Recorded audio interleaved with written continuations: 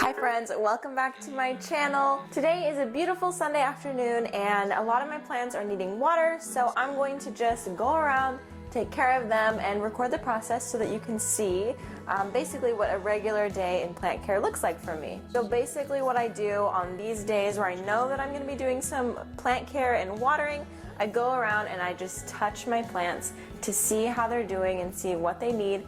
For example, this watermelon peperomia is feeling a little bit soft and thin, which indicates to me that it needs some water. So I'm going to be watering this one among other plants, and I'll show you how I'm doing it. Okay, so my favorite place to water my plants is definitely the kitchen sink, and I do not use any special kind of filtered water.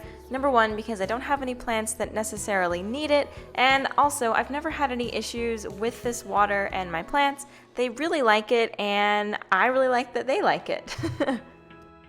My next objective is to water my outdoor plants. I don't have watering cans, which I probably should, but I don't. So instead, I just get all of the watering can shaped items that I already own, and I fill them all up, take them outside so that I have less trips in and out the door. If you didn't know, I actually do have a lot of tropical plants outside on my patio, and a lot of them are really enjoying it. I have experienced some sunburn, especially with that begonia that you're seeing. I think that I'm going to end up bringing that inside pretty soon.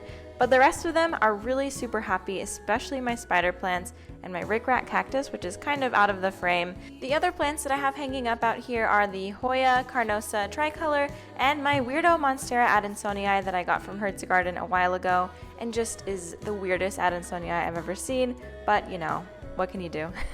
I really should get some sort of step stool to make this a lot easier, but basically I just put my hand there until I feel the water line go all the way up to my hand, and then I stop watering.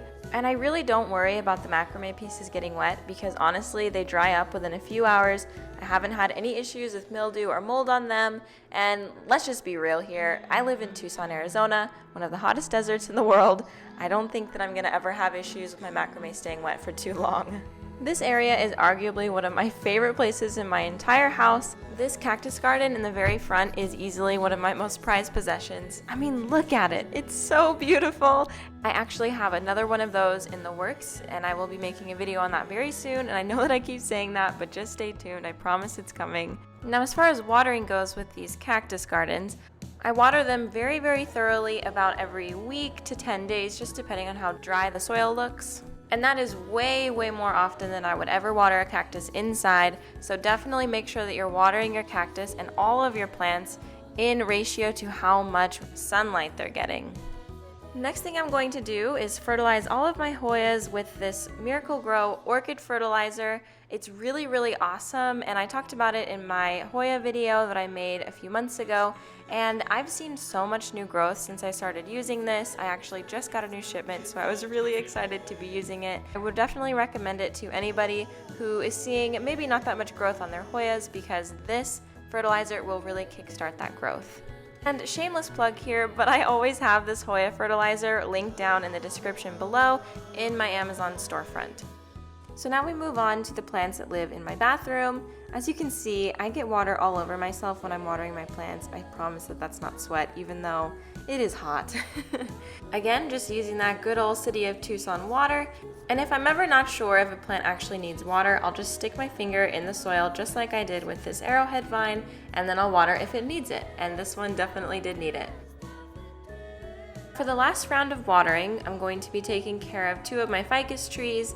And these ones actually normally live outside, and they're very, very happy out there, but I moved them inside because we had a really big storm that was bending their trunks, and I didn't want them to snap.